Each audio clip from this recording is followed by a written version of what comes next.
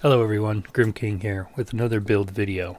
This is showcasing my build, Heaven's Aura. This build mixes the ultimate skill Heaven's Fury with the Holy Light Aura. My goal with this build was to do a ton of damage with a very simple setup and very simple gearing. The main focus for this build is to stack cooldown reduction as well as armor and strength. Those are the three main focuses. The reason why we're focusing on armor and strength, aside from survivability, is because of the castle node in the Paragon giving you a huge damage boost. This build was able to handle Torment 4 layer bosses as well as pushing pit level 80, and I think I can even push that even farther. So the way this build works is to let the aura handle smaller regular adds while casting your ultimate to take care of bosses in elite packs.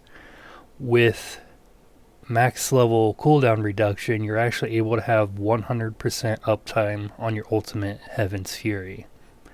And as you can see here, I'm just waltzing through the dungeon, Torment 4, and my aura is proccing every second and just taking care of all the normal enemies, one-shotting them.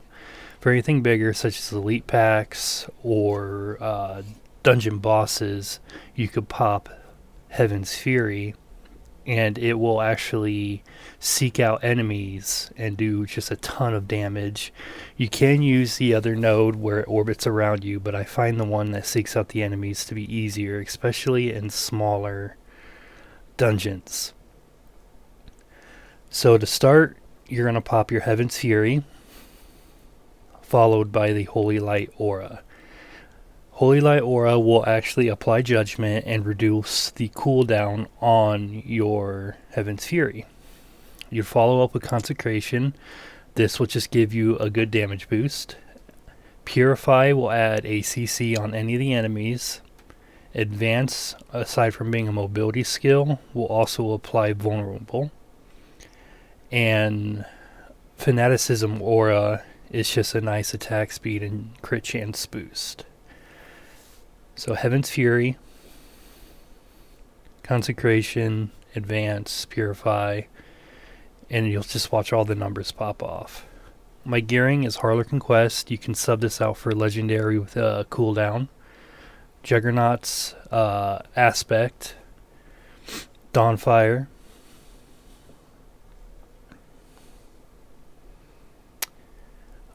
Legendary with the affix Indomitable.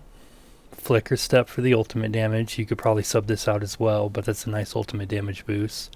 Sunbrand, I would try to aim for Heaven's Fury double damage on the greater affix.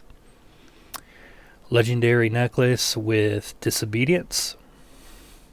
I was also tempering on End Guard there. That's going to come into play. As for the rings, temper on Holy Damage, get some attack speed and cooldown reduc. For the shield, I'm using the Herald of Zakarum. The Retribution and core skills doesn't really apply, but the intrinsic gain a percentage, increased strength, resistance, and armor. I got a max roll of 50%, and that's just hard to swap out. A 50% increase in strength, resistance, and armor is huge. For my abilities, Advance, Mobility, with max CDR, it's a 2-second cooldown. It will actually apply Vulnerable, which is great for damage. Here's how tempering comes into play for the End Guard. I got 18 ranks in that. It increases my armor by 180%. Fanaticism Aura is just for attack speed and crit chance. Holy Light Aura is your AoE passive. Does great damage. The best defense and fortitude. Purify is going to be a CC. It'll increase damage done to the enemies. And then we have Consecration. Good damage boost. It'll weaken enemies inside the circle as well. Get as many ranks as Righteousness as you can. Pacify and Dizzying Blow.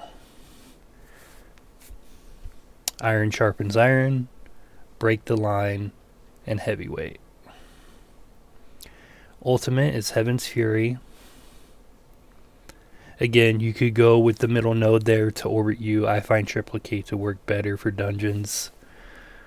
Giant Slayer, Mastercraft work, and for the passive Coat of Arms.